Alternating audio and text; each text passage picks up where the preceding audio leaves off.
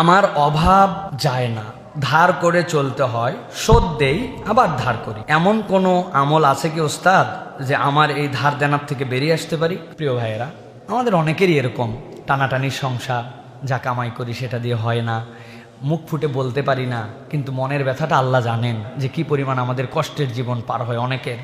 উপরে বিশেষ করে মধ্যবিত্ত যারা, নিচের মানুষ তো হাত পাততে পারে, উপরে মানুষের তো খবর নাই, কিন্তু এই মানুষটা কিছুই বলতে পারে না।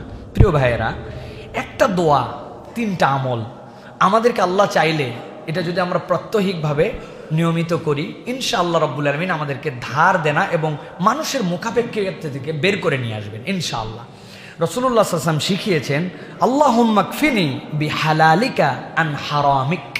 আল্লাহ নবী শিখিয়েছেন, আল্লাহুম্মা কফিনি বিহালালিকা আন হারামিক ওয়া আগনিনি বিফাদলিকা আম্মান সিওয়াক।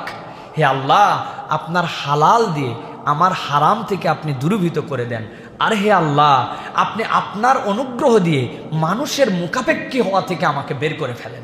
সুবহানাল্লাহ। তাহলে পড়েন তো, আল্লাহুম্মা কফিনি বিহালালিকা আন হারামিক ওয়া আগনিনি বিফাদলিকা আম্মান সিওয়াক। আপনার অনুগ্রহ দিয়ে আল্লাহ মানুষের মুখাপেক্ষিতা থেকে আমাকে দূর করে দেন। এইটার সাথে সালাফরা বলছেন, কোন বান্দা যদি তিনটা কাজ নিয়মিত করে, 1 নম্বর ইস্তেগফার, সূরা নূহের মধ্যে আছে 10 থেকে 12 নম্বর আয়াতের মধ্যে, ইস্তেগফার যদি কেউ করে, আল্লাহ রাব্বুল আমিন তার ধন সম্পদ এবং আল্লাহ রাব্বুল আমিন তার সন্তান সন্ততির মধ্যে বরকত দিয়ে দেন। ইস্তেগফারের হালতে থাকবেন সব সময়। আর 2 নম্বর, নিয়মিত সালাত আদায় করা, ফরজ নামাজটুকু কোনোভাবে বাদ দেওয়া যাবে না। আর 3 নম্বর, অবস্থা আমার যেমনই হোক একটু দান সাদাকার অভ্যাস থাকতে হবে। আমি গরিব, টানাটানি ঋণ করছি, ওখান থেকে একটু সাদাকা করি আমার সাধ্যের মধ্যে।